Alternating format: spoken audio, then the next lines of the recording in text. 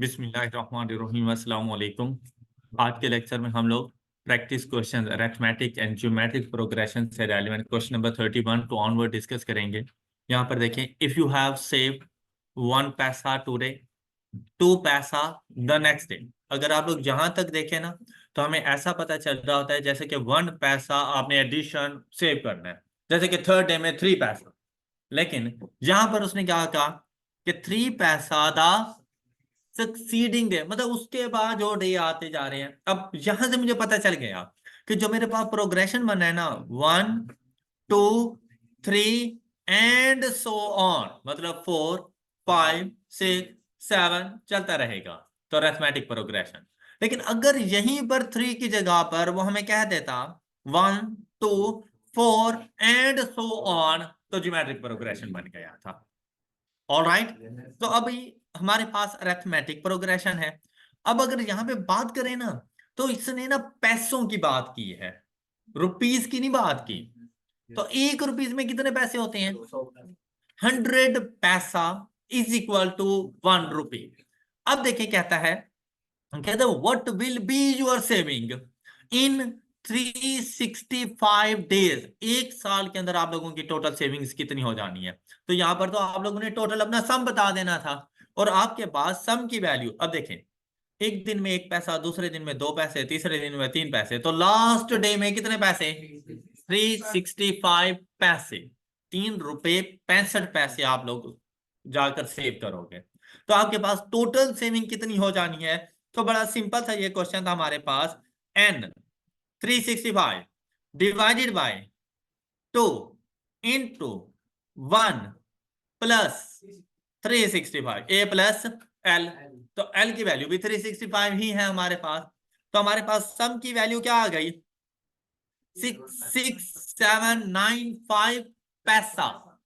Okay, तो यहां पर पैसा नहीं है, यहां पर रुपीस में बात हो रही है, तो आप इसको डिवाइडेड बाय 100 कर दो, तो आपके पास रुपीस कितने बन जाएंगे? 67 रुपीस 95 पैसा। तो यहां पर देखें ऑप्शन डी। ऑलराइट, क्या ये मुश्किल चीज है कोई? अब यहां पर देखो, कहते हैं in an arithmetic progression the 12th term is and the common difference is, then find the series. मुझे एक ऐसी सीरीज चाहिए जिसमें कॉमन डिफरेंस 5 है और उसकी 12th टर्म 61 है। अब इसको सॉल्व करने के लिए आप लोग ऑप्शंस में ये देख सकते हो कि कॉमन डिफरेंस 5 है ना, तो 6 प्लस 5 11, 11 प्लस 5, ये बात ठीक है, कॉमन डिफरेंस तक ये बात ठीक है, अरिथमेटिक प्रोग्रेशन भी है। इसी तरह से 5 में कॉमन डिफरेंस 5 का होता तो 10 आता, यहां पर 8 है, यहां पे कॉमन डिफरेंस ही 3 का है। ये आंसर नहीं बना, हालांकि अरिथमेटिक प्रोग्रेशन है लेकिन कॉमन डिफरेंस 3 का है, हमारा आंसर नहीं है। इसी तरह से 4 प्लस 3 7 प्लस 4 11, ये तो अरिथमेटिक प्रोग्रेशन ही नहीं है। फिर यहां पे देखें 3 3 6 9 9 एंड 3, मतलब पता नहीं क्या सीक्वेंस बना के दे रहे हैं, ये भी नहीं है, द वन एंड ओनली। अब देखो, मैंने 61 टर्म चेक ही नहीं की, उसके बावजूद मुझे आंसर मिल गया। तो यहां पर ना थोड़ी सी स्मार्ट वर्किंग होती है कि ऑप्शन से क्वेश्चंस की तरफ आओ, ऑल्टरनेटिव अप्रोच, और यहां पे देखो कि कौन सा ऑप्शन मेरा ठीक हो सकता है। तो मुझे पता चल गया ऑप्शन ए मेरा बिल्कुल ठीक है। अब अगर यहां पे चेक करना चाहें हम इसको, तो चेक करने के लिए देखो, 12th टर्म 61 है, तो 12th टर्म का यार फार्मूला क्या बनना होगा? 12th term is equal to a plus n minus 1 11 into d, और डी की वैल्यू हमारे पास क्या है? 5। तो यहां से आपको फर्स्ट टर्म का पता चल जाता, and the first term is, ये 55 55 इधर माइनस हुआ, तो फर्स्ट टर्म इज, मुझे एक ऐसी प्रोग्रेशन चाहिए जिसकी फर्स्ट टर्म 6 है, तो फर्स्ट टर्म 6 मुझे सिर्फ फर्स्ट में मिली। तो next term 6 plus 5 11 plus 5 is equal to 16 plus 5 21, तो 12th टर्म 61 हो। ये प्रॉपर मेथड था इसका। क्लियर है ये बात?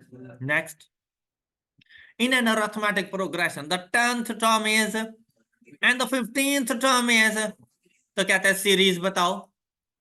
10th टर्म हमारे पास है 31, 15th टर्म है 46। अब देखिए इसको सॉल्व करने के लिए आप लोग इसकी इक्वेशंस बना सकते थे, उसको इक्वेशन से सॉल्व किया जा सकता था।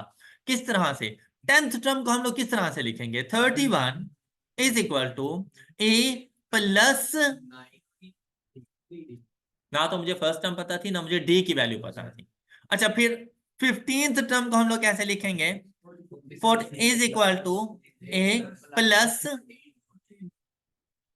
मुझे ऐसा लग रहा है जैसे साइमल्टेनियस लीनियर इक्वेशंस, ए को एक्स कंसीडर कर दो और डी को वाई कंसीडर कर दो, कैलकुलेटर की हेल्प लो, मॉड 5 नंबर 1 की यहां पर देखें ए का कोफिशिएंट 1, डी का coefficient is equal to second equation 1, 14, 46, यहां से आपको फर्स्ट टर्म का पता चल जाएगा 4 और डिफरेंस की वैल्यू पता चल जाएगी 3। तो यहां पर देखें 4 यहां पर मौजूद है और इधर मौजूद है, ये दोनों ऑप्शन नहीं हो सकते। अब कॉमन डिफरेंस था 3, तो 4 में 3 ऐड करो, 7 में 3 ऐड करो, यहां पर देखो इधर 2 लिया हुआ है, तो ये गलत हो गया, ये करेक्ट आंसर है। ऑल राइट, बात समझ आ गई सब बच्चों को? Next, find the 3 numbers in arithmetic progression whose sum is and the sum of their squares is। तो सबसे पहली कंडीशन क्या अरिथमेटिक प्रोग्रेशन होनी चाहिए, सिर्फ 3 नंबर्स नहीं लेने, वो 3 नंबर्स अरिथमेटिक प्रोग्रेशन में लेने हैं। What does it mean? क्या उनके दरमियान डिफरेंस सेम होना चाहिए, कॉमन डिफरेंस। तो यहां से देखो 3 2 5 2 7 अरिथमेटिक प्रोग्रेशन है, लेकिन यहां पे देखें 6 6 एंड 13 7 13 एंड 7 20 अरिथमेटिक प्रोग्रेशन यहां भी मौजूद है। यहां पे देखें 5 4 9 9 4 13 है प्रोग्रेशन, 3 4 7 4 प्रोग्रेशन मौजूद है, लेकिन उसने क्या कहा था? ऐसे 3 नंबर्स जिनका सम, तो यहां पे देखें 3 + 5 + 7 इज इक्वल टू, तो आंसर नहीं बनेगा। इसी तरह इसको देखें तो 20 तो ये खुद है, सम 21 एक्सीड कर जाता है, तो ये भी आंसर नहीं बनेगा। ये बात समझ आ रही है? नेक्स्ट देखें 13 + 9 22, यही 21 से एक्सीड कर गया, आंसर नहीं है। ओके अच्छा, अब यहां पर देखो इनको ऐड करें तो सम, अगर कोई और ऑप्शन ऐसा होता जिसका सम 21 बन रहा होता, उसकी सेकंड कंडीशन में चेक करता, और उसकी सेकंड कंडीशन हमारे पास क्या आ रही है? देखिए भाई, देखिए ये प्रोग्रेशन यूं भी तो हो सकता था, अभी भी देखो 21 है, अरिथमेटिक प्रोग्रेशन भी है ये, क्या ऐसा नहीं है? तो अब इन दोनों में से किसको चेक करूं? तो कहता है उनके स्क्वायर्स का सम 179 होना चाहिए, उनके स्क्वायर्स का सम 179। तो हम लोग क्या करेंगे ये देखें, 3 का स्क्वायर प्लस 7 का स्क्वायर प्लस 11 का स्क्वायर इज इक्वल टू, तो हम लोग डी को टिक कर देंगे। अगर यही चीज आप इधर देखें, 6 का स्क्वायर प्लस 7 का स्क्वायर प्लस 8 का स्क्वायर इज इक्वल टू, देखो सेकंड कंडीशन को मीट नहीं किया, तो इसीलिए मैं इसको टिक नहीं करूंगा।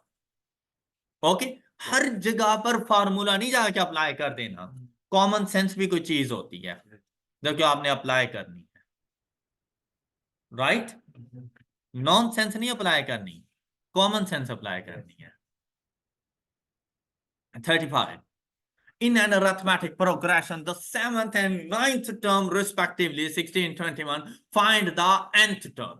अब आपसे कहता है कि जो मेरे पास 7th टर्म है ना वो 16 है, और जो 9th टर्म है, बेटा इसकी मदद से आपने फर्स्ट टर्म और डिफरेंस फाइंड कर लेना है, और फर्स्ट टर्म और डिफरेंस को जाके पुट कर देना है nth टर्म के फार्मूले में। तो यहां पर पहले इक्वेशन बनी, सेवंथ टर्म का क्या आएगा answer? a + 6d, is equal to, अच्छा फिर देखें 9th term 8d is equal to, ये अब कैलकुलेटर की हेल्प ले लें, 20 कर लें, 20 नहीं लिखा हुआ, 1 6 16 नहीं आएगा, 1 8 20 सही कहा है तुमने, -16 नहीं आएगा, तुमने कहा है। a is equal to, first term हमारे पास आ जाएगी 4 एंड द डिफरेंस इज 2। अब nth टर्म के फार्मूले में जाके पुट कर दें। nth टर्म का फार्मूला क्या होता है, a प्लस n-1, ऐसा क्वेश्चन हम लोगों ने पहले भी किया था, इनटू d। तो अब ये देखें 4 plus 2n-2 is equal to 2n plus 2 या 2 प्लस 2n, एक ही बात है, ये आ जाएगा हमारे पास आंसर। ये बात क्लियर हो गई। The 7th and 21 terms of an AP are 6 and -22, find is 26। अच्छा ये क्वेश्चन अब इजीली आप लोग सॉल्व कर लेंगे।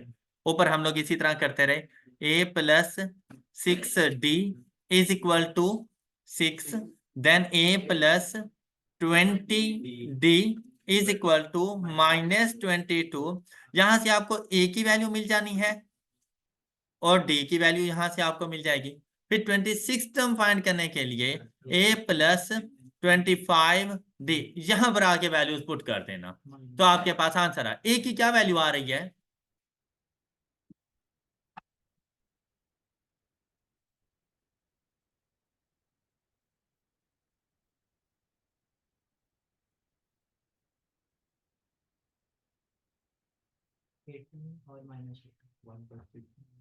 -18 and -2।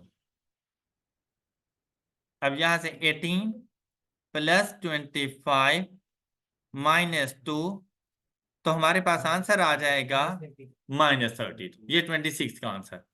Find the first term of an AP whose 8th term and 12th term are respectively 39 and 59। तो आप लोग इसकी फर्स्ट टर्म बेटा जैसे ही आप लोग ये फार्मूले में पुट करेंगे, जो a की वैल्यू है वही उसकी फर्स्ट टर्म है, सॉल्व हो जाएगा। Next, the sum of first 16 terms of an AP whose first term and third term are 5 and 15 respectively। तो आप देखें आपके पास फर्स्ट टर्म क्या है और थर्ड टर्म क्या है, वहां से डी की वैल्यू का पता चल जाएगा। थर्ड टर्म का क्या फार्मूला हमारे पास बनेगा, a plus 2d is equal to 15। अब यहां से a की वैल्यू का आपको पता है कि वो आपके पास फर्स्ट टर्म 5 है, plus 2d is equal to 15, then d is equal to first term भी 5 और डिफरेंस की वैल्यू भी 5।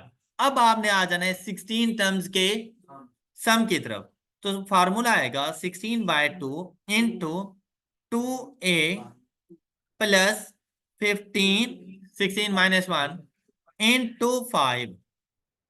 ये फार्मूला अप्लाई करेंगे तो आंसर क्या आ जाता है आपके पास,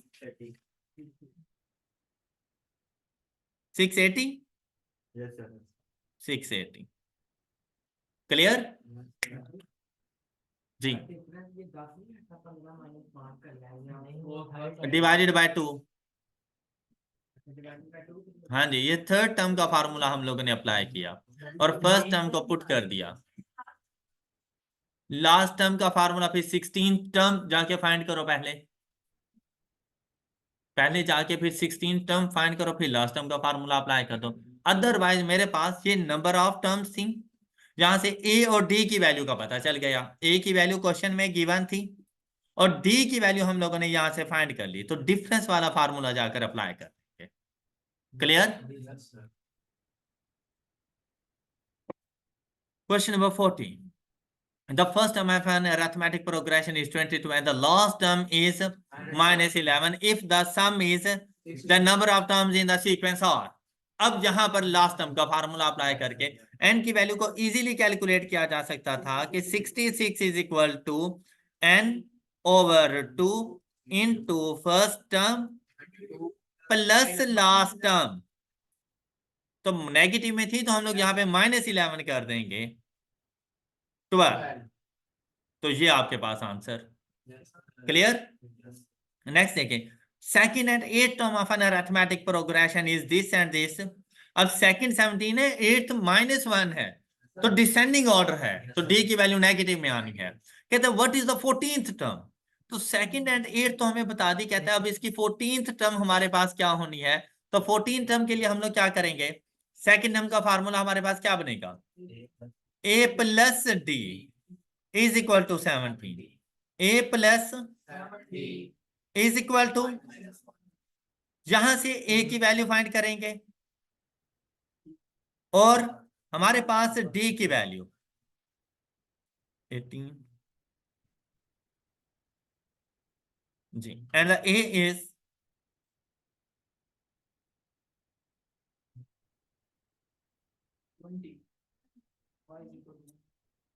इज इक्वल टू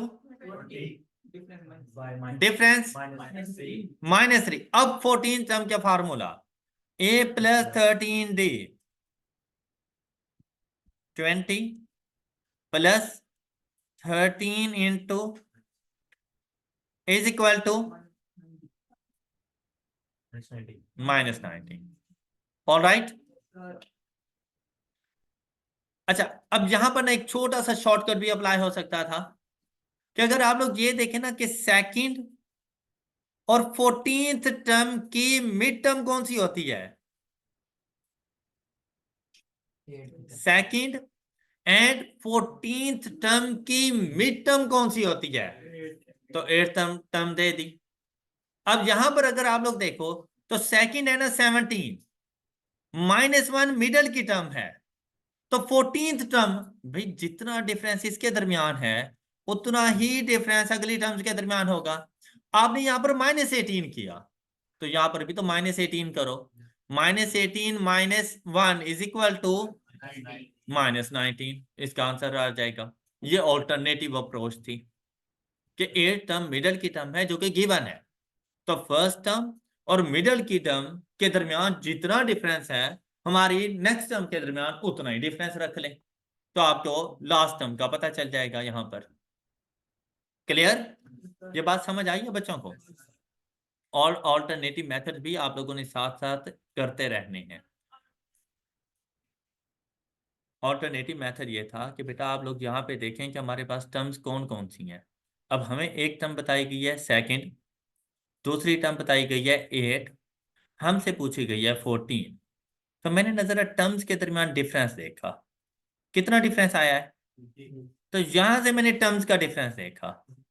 इसका मतलब ये जो 8th टर्म है ना, ये मिडल की टर्म है। ये बात समझ आ गई है? अच्छा, सेकंड टर्म भी हमें बता दी। अब टर्म्स की वैल्यूज पर आ जाते हैं, यही अप्रोच आपने वैल्यूज के ऊपर अप्लाई कर देनी है।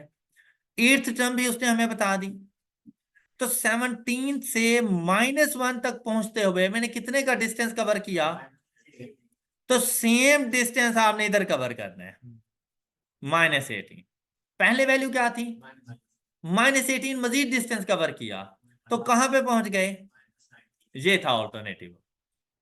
लेकिन ये उस टाइम पर जब मिडल की टर्म्स हो। अगर यहां पे सपोज पूछ लेता हमसे द 16th टर्म, मैं ये अप्रोच नहीं अप्लाई कर सकता था, फिर मुझे ए एंड डी के ऊपर ही जाना पड़ेगा। प्रॉपर मेथड का भी पता हो लेकिन साथ साथ ऑल्टरनेटिव्स का भी पता हो, और एग्जाम में बैठकर आपने खुद सोचना है कि जो मेथड आपको ज्यादा इजी लगे उससे जाके क्वेश्चन को सॉल्व करना है आपने। हो जाएगा?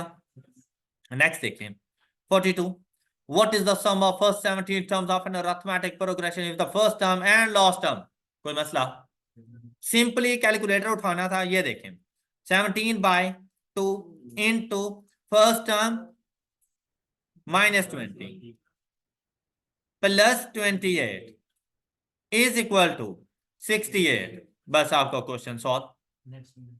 All right. Fourth and seventh term of an arithmetic progression, what is the 15th term. बेटा यहां पर देखो ना, 15 + 4 19, इसकी मिडल की टर्म 7th नहीं बनती। यहां पर ये ऊपर वाला ऑल्टरनेटिव मेथड नहीं अप्लाई होना। लेकिन मेथड सेम है जो इससे पहले हम लोग करते रहे कि a+3d is equal to 11, a+6d is equal to -4। A और डी की वैल्यू आ गई जो कि अप्लाई कर देनी है a+14d में, तो आपको वैल्यू का पता चल जाएगा। हो जाएगा, कर लेंगे इतना काम।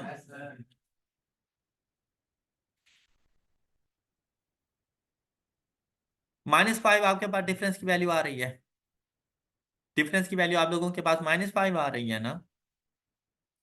चलिए चेक कर लेना कैलकुलेटर से। What is the sum of first 11 terms of an arithmetic progression if the third term is and the eighth term is 19? अच्छा बेटा, यहां पर आप लोगों ने सम फाइंड करना है कितनी टर्म्स का। अच्छा मुझे ना ना तो फर्स्ट टर्म का पता है ना लास्ट टर्म का पता है। अच्छा इन टर्म्स की मदद से मैंने ए और डी की वैल्यू फाइंड करनी है। अब थर्ड टर्म का फार्मूला क्या होता है, किसके इक्वल है। देन एर्थ टर्म का क्या फार्मूला होता है, किसके इक्वल है। अब यहां पर अगर आप लोग देखो कैलकुलेटर की मदद से 1, ये आपको पता चल रहा है ना कि मैं वैल्यूज कैसे पुट कर रहा हूं। जब तक आप लोग खुद से प्रैक्टिस नहीं करेंगे आप लोग कुछ भी नहीं सीख पाएंगे। तो इसलिए आप सब बच्चों के पास अपना अपना कैलकुलेटर होना चाहिए। a is equal to, then d is equal to 4। तो अब आप लोगों ने देखना है कि हमने सम फाइंड करना है 11 टर्म्स का। फार्मूला क्या बनेगा, into 2a n-1 into d। अब ये कैलकुलेटर को बताओ, 11/2 इंटू 2 इंटू -9 प्लस 40। ये बात समझ आ गई। And the sum is clear, clear. अच्छा अब कैलकुलेटर अप्रोच देखो, सम फाइंड करना इन अरिथमेटिक प्रोग्रेशन। यहाँ पे इसके लिए आप मेरे चैनल के ऊपर प्लेलिस्ट में कैलकुलेटर ट्रिक्स के अंदर वहां पर अरिथमेटिक प्रोग्रेशन और ज्योमेट्रिक प्रोग्रेशन को कैलकुलेटर की मदद से सॉल्व करने की वीडियोस मौजूद हैं। लेकिन उसके अलावा यहाँ पर भी देख लें, ना समझ आए दोबारा वहां से भी सुन लीजिएगा और प्रैक्टिस जरूर करनी है आप लोगों ने। भाई सबसे पहले ना अपने कैलकुलेटर को आप लोग जरा रिफ्रेश कर लिया करो। जब भी ऐसी कोई कैलकुलेशन करने लगे तो Shift+9+3 इक्वल टू AC। अच्छा इसके बाद आपने मॉड की प्रेस करनी है, ऑन की के साथ मॉड की प्रेस करनी है। अब हर बार सेम मेथड है। उसके बाद 3 की प्रेस करनी है, मॉड की प्रेस करने के बाद स्टैटिस्टिक्स 3 की प्रेस कर देंगे। और अरिथमेटिक प्रोग्रेशन को सॉल्व करने के लिए आपने 2 की प्रेस करनी है। यहां पर आप 2 की प्रेस कर दें। यहां तक सब बच्चे पहुंच गए। अच्छा उसके बाद बेटा अब इस कैलकुलेटर को पता है कि आप अरिथमेटिक प्रोग्रेशन सॉल्व करने जा रहे हैं, इसे बताने की जरूरत नहीं है। जैसे ही आपने 2 की प्रेस की थी ना, इसे आइडिया हो गया है कि भैया अरिथमेटिक प्रोग्रेशन है। अब आप अपनी मर्जी की कोई सी भी सिर्फ 2 टर्म्स बताओ इसे, और वो 2 टर्म्स फर्स्ट 2 टर्म्स भी हो सकती हैं, फर्स्ट 2 के अलावा कोई सी भी 2 टर्म्स हो सकती हैं। आपने इसे बता देना है कि मेरे पास टर्म्स ये हैं। जैसा कि इस क्वेश्चन में देखिए आपको कौन कौन सी टर्म्स गिवन है, थर्ड टर्म और वैल्यूज एंड। अच्छा अब आपने क्या करना है, यहां पर x में लिखना है नंबर ऑफ टर्म्स। x में क्या लिखना है, थर्ड टर्म, और इज इक्वल टू साथ में दूसरी कौन सी टर्म हम इसे बताएंगे, जो है वही बताओ, एट्थ। तो हम इसे बता रहे हैं कि भाई मैं तुम्हें थर्ड टर्म बताऊंगा और एट्थ टर्म बताऊंगा। अब आ जाए y के कॉलम में, ये इस तरह और 3 के बिल्कुल सामने। अब इसे बताओगे यार थर्ड टर्म है क्या, -1 इक्वल टू, और एट्थ टर्म क्या है, इज इक्वल टू। अब इसे 2 टर्म्स हम लोगों ने बता दी। तो यहां तक की बात क्लियर हो चुकी है सब बच्चों को। फिर AC की प्रेस कर दो, आपका डाटा सेव हो गया। जैसे आप AC की प्रेस करते हो आपका डाटा सेव हो जाता है। इसके बाद आप लोगों ने सम फाइंड करना है, ऐसे ही है ना। तो यहां पर अगर आप लोग देखो ना ऑन की के नीचे ये सम नजर आ रहा है आपको, आ रहा है सम नजर? अच्छा येलो से कलर में है, क्या करूं? शिफ्ट और ये लॉग वाली की प्रेस करोगे तो यहां पर सम आ जाएगा। ये बात क्लियर? अच्छा सम वैल्यूज का फाइंड करना है हम लोगों ने, ऐसे ही है ना, वैल्यूज का सम फाइंड करना है। उसके लिए यहां पर देखो, आप लोगों ने पहले लेकर आना है यहां पर x, फिर यहां पे आएंगी वैल्यूज, और वो वैल्यूज हमारे पास आएंगी शिफ्ट 1, 5 नंबर पर जाओगे। ओके, यहां पर आपके पास आएंगी, ये देखें, आप लोगों ने शिफ्ट 1 और 5 नंबर रिग्रेशन में जाओगे, और यहां से देखें ये आपके पास y, ये आपके पास वैल्यूज होती हैं। आपने यहां से 5 की प्रेस की, ऑलराइट। फिर आपने लगाना है यहां पे कोमा, शिफ्ट और ये ब्रैकेट क्लोज, फिर आपने बताना है कि कितनी वैल्यूज का सम, कितनी वैल्यूज का सम हम लोगों ने फाइंड करना है? 11। लेकिन कौन सी वैल्यू से स्टार्ट करें? क्या थर्ड से स्टार्ट करें? तो उसे बताओ 1, फर्स्ट से स्टार्ट करो, फिर दोबारा से कोमा लगाओ, शिफ्ट ब्रैकेट क्लोज, और कहां तक? 11 तक, ब्रैकेट को क्लोज कर दो। ये बात सब बच्चों को समझ आ गई? एंड आंसर इज 121, जो कि हम लोग यहाँ पे सॉल्व कर चुके हैं। अगला क्वेश्चन देखो, what is the sum of first 12 terms of an arithmetic progression? Third term is -13 and the sixth term is -4। अच्छा इसको जरा अप्लाई करते हैं, फिर से सुने। मॉड की 3 नंबर पे गए, 2 की प्रेस करनी है। अब यहां पर कौन कौन सी टर्म्स हमें गिवन है? Third term and six term. अब y के कॉलम में थर्ड टर्म मेरे पास क्या है? -13। सिक्स टर्म क्या है? इसी की प्रेस। अब सम फाइंड करना है, शिफ्ट लॉग की। अब यहां पर x यहां से लेकर आओ, अल्फा और ब्रैकेट क्लोज की, फिर शिफ्ट 1, 5, और यहां से 5 की y लेकर आओ। अब लगाओ यहां पर कोमा, फिर रेंज बताओ कि सम कौन सी वैल्यूज का, 1 से लेकर 12 तक इज इक्वल टू,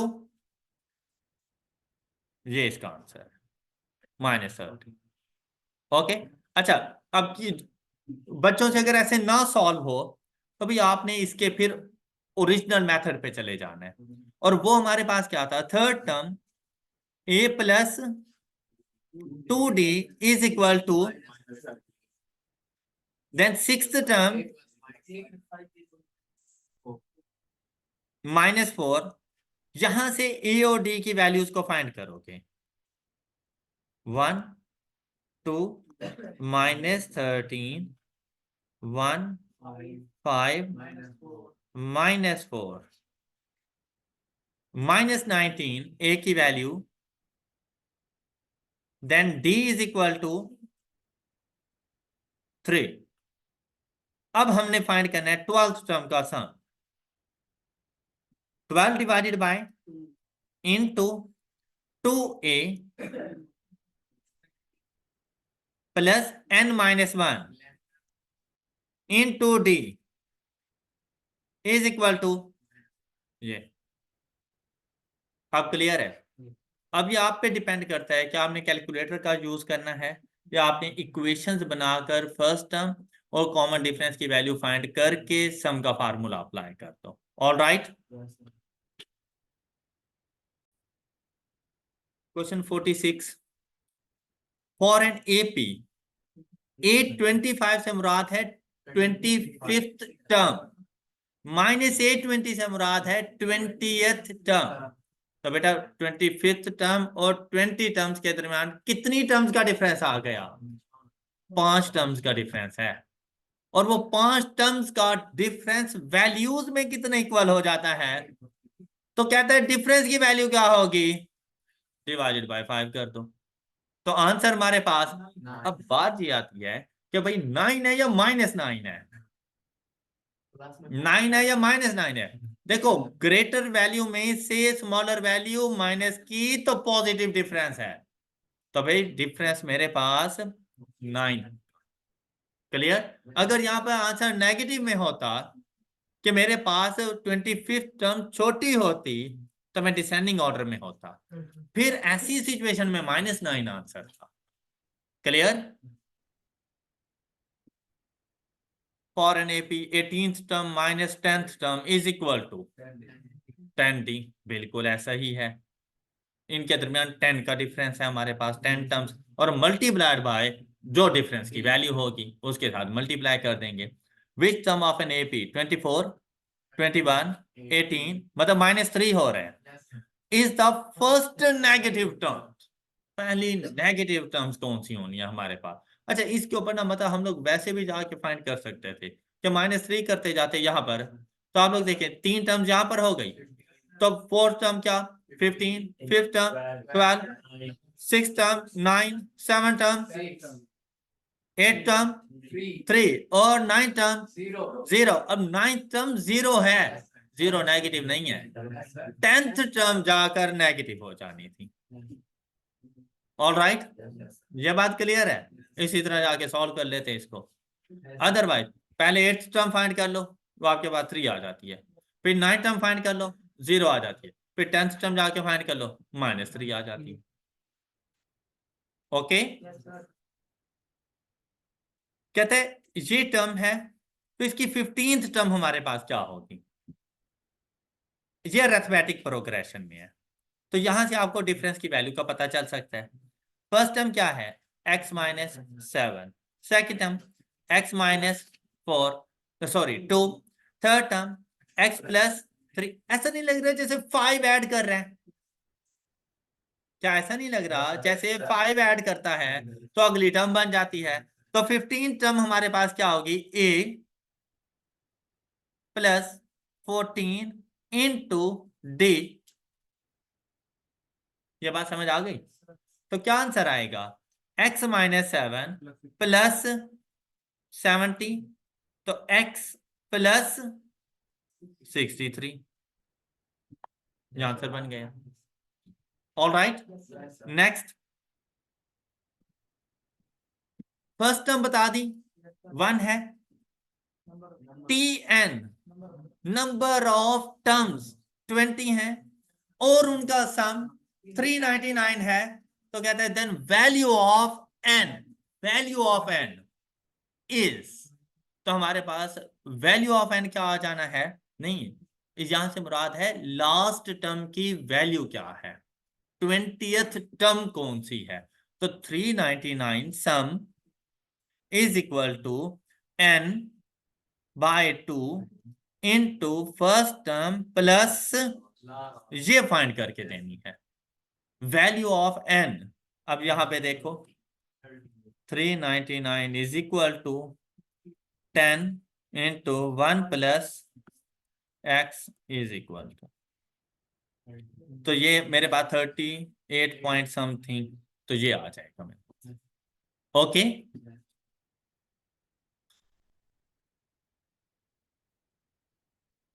डिफरेंस -4 का है, नंबर ऑफ टर्म 7 है, an जो nth टर्म है वो 4 है, तो फर्स्ट टर्म क्या होगी, nth टर्म का फार्मूला अप्लाई कर देंगे, 4 is equal to a + n-1 into, तो ये -24 ये ऐड हो जाएगा, a की वैल्यू 28 हो जाएगी। Question solve.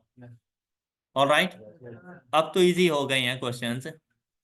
Which term of AP 92 88 84, तो -4 हो रहा है, तो कहते हैं कौन सी टर्म 0 होगी, तो लास्ट टर्म की वैल्यू उसने बता दी 0, 0 is equal to first term plus n-1 into D. तो यहां से n की वैल्यू आपके पास आ जानी है, तो देखो आपके पास n की वैल्यू क्या आ जाएगी 0 is equal to 92 plus 24 Yes, sir. x minus 1 into d 24. Next, what is the sum of all positive integers up to which are divisible by? अब देखो 1000 शामिल होगा, ओके, एंड और नॉट डिविजिबल बाय। क्या कमाल का क्वेश्चन किया है। अच्छा, इतना इजी भी नहीं है। अब इसमें पता है फर्क क्या है? पहले तो आप ये देखो ना, इस क्वेश्चन को यहां तक सॉल्व करो, विच आर डिविजिबल बाय 5, आपने ये देखना है। तो डिविजिबल बाय 5 कौन कौन से होंगे? 5, 10, 15, 20, चलते चलते चलते आप लोग पहुंच गए 1000 तक। अब सबसे पहले यहां से इनका सम फाइंड कर लो। तो पहले नंबर ऑफ टर्म्स फाइंड करेंगे। तो नंबर ऑफ टर्म्स के लिए 1000 is equal to first term plus n minus 1 into d 40, नहीं 200, सॉरी 200। अब जाकर इनका सम फाइंड करें, तो इसके सम की क्या वैल्यू आ जाएगी? 200 by 2 into a plus l, and the sum is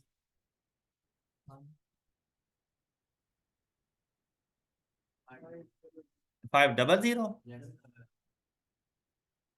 क्या ये बात समझ आ गई सब बच्चों को? इतना तो आंसर ही नहीं बन रहा। अच्छा सुनो ना, अभी अभी का आधा आधा आंसर है, अभी सेकंड पार्ट तो इसका सॉल्व करना है ना। अब कहता है कि इसमें से वो शामिल नहीं करने जो डिविजिबल बाय 2 हैं। अब बेटा इसका ये मतलब नहीं है कि 2, 4, 6, 8, भाई ये तो मैंने पहले ही शामिल नहीं किया हो भाई। तो इसका ये मतलब नहीं है मैं इनको जाके एलिमिनेट कर दूंगा। 2, 4, 6, 8 को नहीं एलिमिनेट करना, ये तो मैंने पहले ही शामिल नहीं किया। मैंने किसको शामिल किया? मैंने 10। तो अगला नंबर कौन सा शामिल किया? 20। ये वो नंबर्स हैं जो डिविजिबल बाय 5 भी हैं और डिविजिबल बाय 2 भी हैं। उसने कहा डिविजिबल बाय 5 लो, लेकिन उसमें डिविजिबल बाय 2 शामिल ना हो। तो आपने 10, 20, 30 को शामिल नहीं करना। बात क्लियर हो गई? अच्छा, अब आपने इनका सम ले लेना है। अब सीक्वेंस इसका क्या बनेगा आपके पास? नहीं, 10 डिविजिबल बाय 2 जो इसमें शामिल नहीं करने, उसका सीक्वेंस बना लो।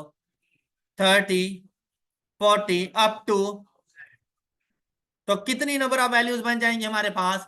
100 टोटल नंबर। अगर आप फार्मूला भी पुट करेंगे तो आपके पास सेम 100 ही आ जाएगा, into a plus n minus 1 into D. तो देखो नंबर ऑफ टर्म्स, अब सम फाइंड करो। 100 into divided by 2 into 10 plus 1000। अब ये वो सम है जो आपने शामिल इस सम में से, तो माइनस कर दो। 100, 500 less answer, and the correct answer is, मतलब ये 2 वे प्रोसेस था। ओके, कर सकते हैं यार, दूसरी बारी मैं वही करने लगा हूँ सब बार।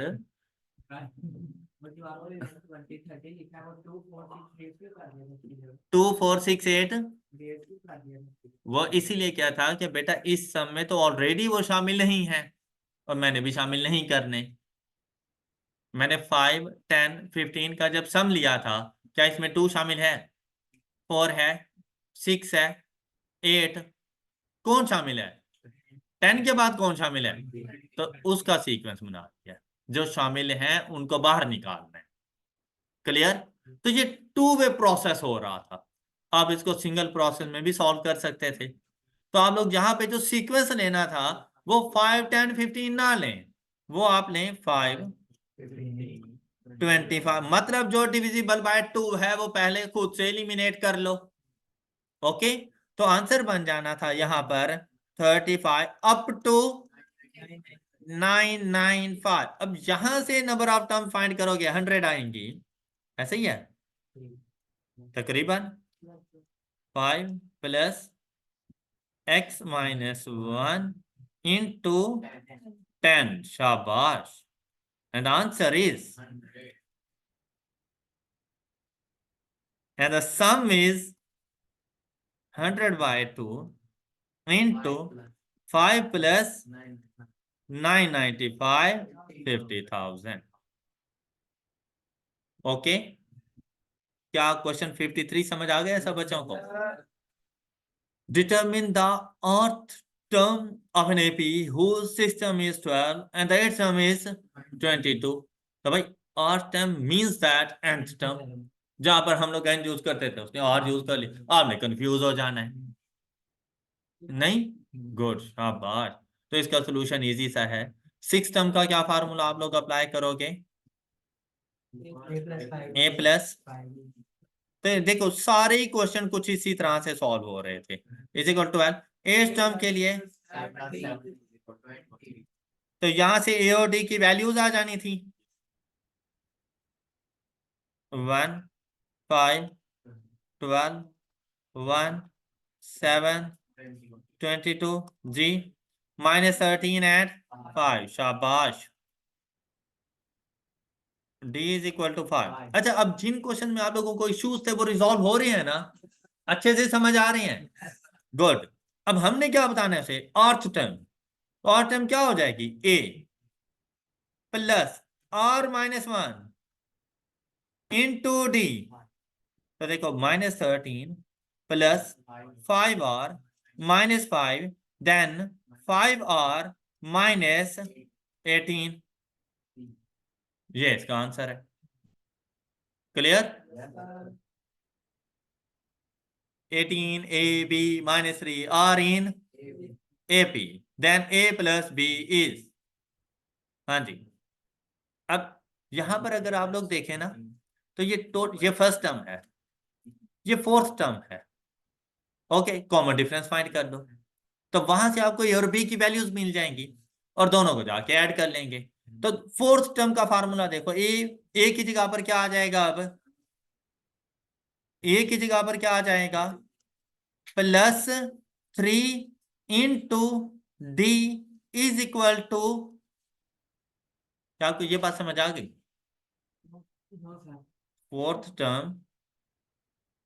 Fourth term is equal to a plus n minus 1 into d is equal to value given है. राइट? यहां से डिफरेंस की वैल्यू फाइंड कर लो. तो आपके पास डिफरेंस की वैल्यू 21.7 आ जाएगी.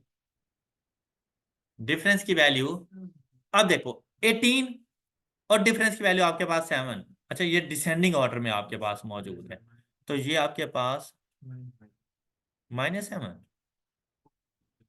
क्या डिफरेंस लेना, common difference a minus 18 is equal to -3 -20 इतना कर ले. इस तरह हाँ, उस तरह से भी याद है. सर 18 उधर जाएगा तो -21 हो जाएगा और डिवाइडेड बाय 3 करेंगे तो अब -21 हो जाएगा. हाँ, तो d -7. तो ये भी तो ठीक ही है ना, nth टर्म का फार्मूला. अब 18 के बाद अगली टर्म -7 करो तो अगली टर्म क्या आ जाएगी? 11 में से -7 करो. ओके, 4 में से -7 करो. तो मैंने इन दोनों का सम बताना था. तो ये रहा. All right? नहीं समझ आई?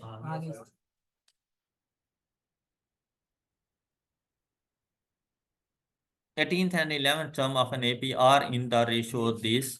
Then 21st and 5th terms are in the ratio. अच्छा, अब ये रेशियोज की वैल्यूज गिवन है. तो 18th टर्म जब रेशियोज होती हैं तो हमारे पास मतलब ये वैल्यूज एज इट इज नहीं है. तो इसको ना एक कॉमन नंबर से मल्टीप्लाई करना पड़ता है, फिर जाके हमारे पास इसकी ओरिजिनल टर्म बनती है. मतलब ये वैल्यू होगी 3x और ये वाली वैल्यू होगी मेरे पास 2x. अभी भी हमें ना कॉमन रेशो उसका डिफरेंस वगैरह का पता नहीं चलना.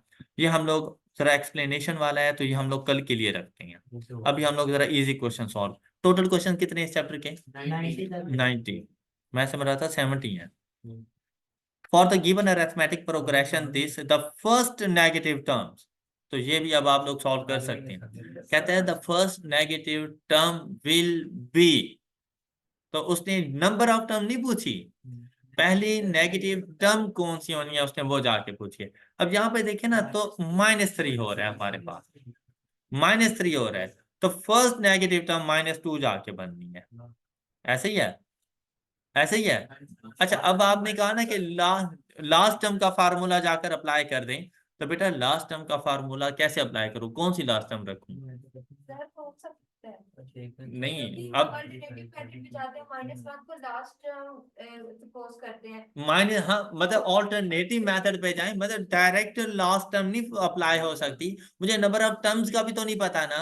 अब इसके लिए क्या किया जाएगा कि आप इसको लास्ट टर्म कंसीडर करो, -1, ये देखें -1 इज इक्वल टू, अब लास्ट टर्म का formula a plus n-1 into -3।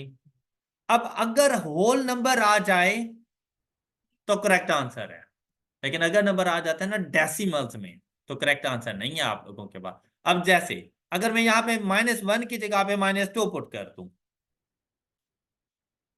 ये देखो ये तो टर्म ही नहीं आनी, क्योंकि या तो 18th टर्म होगी या 19th होगी। 18.33 नंबर ऑफ टर्म्स नहीं हो सकती, तो ये आंसर इसीलिए नहीं होना। इसी तरह से अगर मैं -3 को देखूं, और हम लोगों ने चेक भी सबसे स्मॉलर को करना है क्योंकि पहली टर्म मैंने बतानी है। अब अगर -3 को देखो, आंसर फिर भी हमारे पास नहीं आना, ये देखो 18.66। अच्छा, यहां पर अगर मैं -4 चेक करूं तो मेरे पास होल नंबर ही है 19, लेकिन उसने कहा था पहला नेगेटिव नंबर, तो पहला नेगेटिव नंबर -1 है। इवन कि -4 भी नेगेटिव नंबर है, लेकिन पहला नहीं है। ओके, तो -1 को जाके हम लोग टिक कर देंगे। The number of terms of the AP this to be taken so that the sum is, sum बता दिया, प्रोग्रेशन बता दी, कहते हैं नंबर ऑफ टर्म्स कितनी होंगी। लास्ट टर्म भी अब हमें नहीं पता, तो कौन सा सम का फार्मूला अप्लाई करेंगे? 406 is equal to n over 2 into 2a plus x minus 1 into 4 is equal to 14। तो ये आपके पास आंसर। ओके, अच्छा अब इसका ऑल्टरनेटिव अप्रोच क्या था? इन केस अगर आपके पास ये वैल्यू नहीं आ रही, कैलकुलेटर में कोई एरर हो रहा है, नहीं आंसर दे रहा कैलकुलेटर, तो ऐसी सिचुएशन में आपने ये सम खत्म कर लेना था, और यहां से पहली वैल्यू क्या है 5, जाके 5 का सम फाइंड कर लो। 5 डिवाइडेड बाय 2 इनटू, आगे वाला फार्मूला बिल्कुल सेम, 6 प्लस 5 है तो यहाँ पे क्या आ जाएगा 4 into 4 and the sum is, तो 4 नहीं हो सकता। 10 को जाके चेक करते हैं, तो 5 को रिप्लेस कर दो 10 के साथ, तो यहाँ पर 4 रिप्लेस हो जाएगा, आंसर अभी भी नहीं आ सकता। नेक्स्ट देखो 12, तो यहाँ पर आपके पास आ जाएगा 12। तो नेक्स्ट इस बात का भी ख्याल रखना है, सिर्फ इस 12 को नहीं चेंज करना, इस 9 को भी अब 11, आंसर तो ये भी नहीं हो सकता। लास्ट देखो 14 - 1 इज इक्वल टू, ये करेक्ट आंसर है। ओके, कभी कभी ऐसा होगा कि आपका कैलकुलेटर एक्स की वैल्यू नहीं दे पा रहा होगा, एरर दे देगा। अब उसको ये मतलब नहीं है कि आप परेशान हो जाओ, आप एक्स नीचे से उठाओ और जाकर सम फाइंड कर लो, जिस एक्स की वैल्यू के साथ 406 का सम आ जाए वो करेक्ट आंसर है आप लोगों के पास। ओके है ये बात। 59, if the sum of n terms of an AP is 3n square plus n and its common difference is 6, then the first term is, अब ये देखो if the sum of n terms of an AP, अब ये total sum की value है, फिर क्या कहता है कॉमन डिफरेंस की तरह है। अब देखो कॉमन डिफरेंस की वैल्यू बताइए, लास्ट टर्म नहीं बताई, क्या कहता है then it's first term is, अभी फर्स्ट टर्म फाइंड हो सकती है इसके लिए। अच्छा कहते हैं एन टर्म्स, तो एन की जगह पर तो हम लोग एन ही जाकर लिख देंगे, n की जगह पर n ही जाके लिख देंगे, सम यहां पर आ जाएगा 3n square plus n is equal to n over 2 into 2a plus n minus 1 into, alright. अच्छा, ये ना अब आपके पास क्वाड्रेटिक इक्वेशन बन रही है, तो आपको ये वाला क्वेश्चन कुछ सॉल्व करना पड़ेगा, थोड़ा रीअरेंज करना पड़ेगा, तब जाके आप इसमें से ए की वैल्यू को डिटरमिन कर सकते हैं कि मेरे पास फर्स्ट टर्म क्या आएगी। ऑलराइट, मतलब एन को जो टर्म फाइंड करनी है उसके साथ रिप्लेस कर देंगे। तो यहां से 3 इंटू 1 का स्क्वायर प्लस 1 तो 4, तो ए की वैल्यू 4। अदरवाइज इसको भी सॉल्व किया जा सकता था। अब n से मुराद नंबर ऑफ टर्म्स ही है और उसने नंबर ऑफ टर्म पूछा कि फर्स्ट क्या होगी, तो इधर n को जाके replace. Okay, 60 if 4 numbers in AP are such that their sum is, तो भाई 4 नंबर AP के गिवन है। पहली कंडीशन कि क्या अरिथमेटिक प्रोग्रेशन है, दूसरी कंडीशन क्या उनका सम 50 है, and the greatest number is 4 times the least then the numbers are। अब दो कंडीशन इसमें आ गई हैं, एक तो अरिथमेटिक प्रोग्रेशन हो, दूसरा सम 50 हो, तीसरा पहला नंबर जो भी होना उसको 4 से मल्टीप्लाई करूं तो आखिरी नंबर बने।